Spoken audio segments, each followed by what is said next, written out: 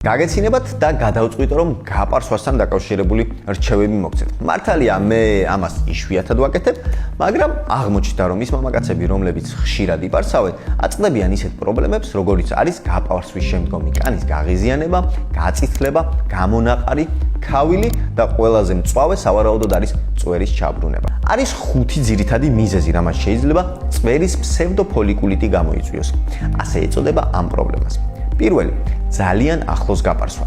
თუ საპარსი კანს ძალიან ახლოს ეხება და თმას ღრმად ჭრის, დარჩენილი თმა უფრო ადვილად იწყებს კანის შიგნით ზრდას.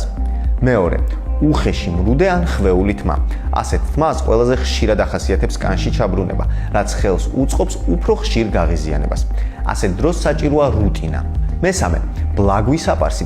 ერთი ან ორი გაპარსვის შემდგომ თითქოს არ ითვლება ბლაგვად, თუმცა საპარსი კანს აღიზიანებს და მიკრო დაზიანებებს ქმნის. უმჯობესია საპარსის ხშირად გამოცვლა. მეოთხე, ყველაზე დიდი შეცდომა, მშრალ კანზე გაპარსვა, როცა კანი არ არის სათანადოდ დატენიალებული, გაღიზიანება უფრო მარტივია. და მეხუთე, თქვენ წარმოიდგინეთ და არასწორი მიმართულებით გაპარსვა. შეცვალეთ მიმართულება და დააკვირდით შედეგს. ფსევდოფოლიკულიტის ყველაზე შემაწუხებელი სიმპტომები კი წითელი პაპულებია, რასაც ჩვენ უბრალოდ მუწუკებს ვეძახით ხშირ შემთხვევაში. ამას ასევე შეიძლება მოყვეს ქავილი, წვა, კილნეული პატარა გამონაყარი, ზოგჯერ მუქი ლაქებიც კი. ორგანიზმი ამ სიმპტომებს უცხო სხეულებად აღიქვავს და იწყება ანთება.